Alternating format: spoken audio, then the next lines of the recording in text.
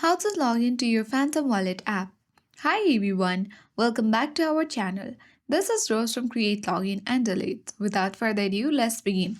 First, launch Phantom Wallet app and make sure to authenticate your app. Now you land on the welcome screen of Phantom where you can easily select I already have a wallet by tapping I agree to the terms of service. Now select continue with email or you can simply tap on all the import options. So currently let's select continue with email. You can continue with Apple or Google. Choose your web browser. Then simply select your Google account. Enter your PIN. Then select the continue button. You need to wait until the wallet has been loading. And here tap continue button. You can toggle the button on for device authentication.